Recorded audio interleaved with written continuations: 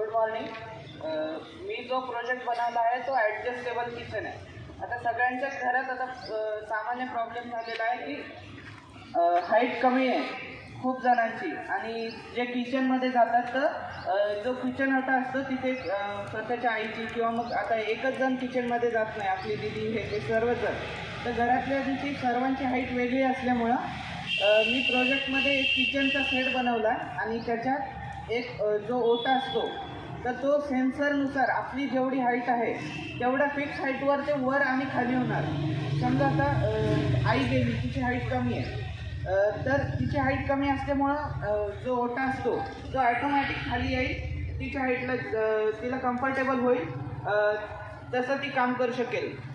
आता समजा आपली मेड असेल घरातली, तिची हाईट जास्त असेल आणि तर तिला ॲडजस्टेबल कम्फर्टेबल होण्यासाठी किचन ओटा सेन्सरनुसार ॲटोमॅटिकली वर जाईल.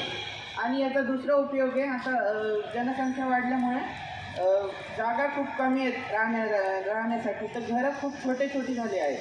तर खूप जण कसं आहे एकाच रूममध्ये सगळे त्यांचं घर असतं, ओटा तिथंच, बेड तिथंच, बेडरूम सगळे एकच. गरीब म्हणतो जे कमी घर घेऊ शकत नाही ते एका रूममध्ये ॲडजस्ट करतात. तर याच्यासाठी ह्या प्रोजेक्टमध्ये आणखीन एक फंक्शन केलेलं, त्याच्यात एका जेव्हा सेन्सर चालू असेल तर सेन्सरवरून एक बटन दाबायचं, बटनने डायरेक्ट आपला जो किचन टॉप आहे तो टॉपला जातो. म्हणजे खालची जी जागा असते जिथं ओटा लावलेला असतो तर तिथे त्या रूममध्ये हॉल एवढी जागा निर्माण होते आणि तिथे आपण किचनसुद्धा आणि हॉलसुद्धा, म्हणजे असं एका स्मॉल रूममध्ये पण आपण घर चालवू शकतो. याचा आयडिया काढली आणि त्याच्यावर प्रोजेक्ट बनवला.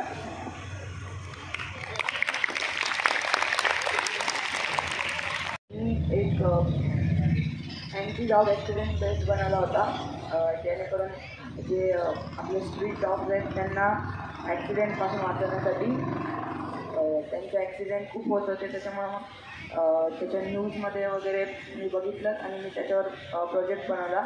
त्याच्यामध्ये इलेक्ट्रॉनिक कंपोनंट्स वापरून जे डॉग्सचे बेल्ट्स असतात तर त्याला मी ते सगळं इलेक्ट्रॉनिक कंपोनंट्स जोडले, जसं की आर्डिनो सेन्सर्स वगैरे, आणि प्रोजेक्ट बनवला. त्याचा फायदा हा आहे की जर एखादं वाहन जर कुत्र्याच्या मागून किंवा पुढून येत असेल तर ते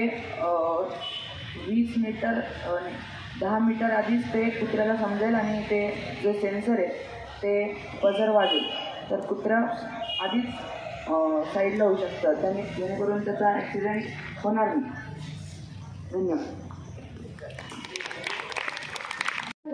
मी इत्यादी 7वीमध्ये शिकतो आणि माझ्या आधी आपण बघूया की प्रॉब्लेम काय मला.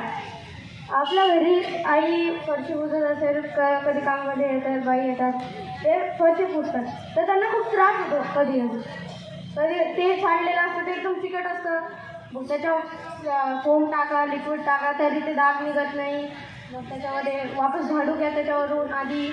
म्हणून मी एक असा हात बनवलेला आहे जो की हे सगळं कामं करत. आपल्या फक्त त्या हाताला पकडायचं आहे आणि त्यानंतर मग समजा इथं लिक्विड पडलेलं आहे तर आपण त्यानंतर एक बटन दाबलं ते साफ व्हायला लागेल, दुसरं बटन दाबलं त्याच्यातून फोम येईल, तिसरं बटन दाबलं त्याच्यातून मॉप येईल, जे की झाडू मारण्याच्या कामात येईल. या प्रोजेक्टचं नाव स्मार्ट ह्युमन हॅड आहे आणि एवढंच आहे. थँक्यू.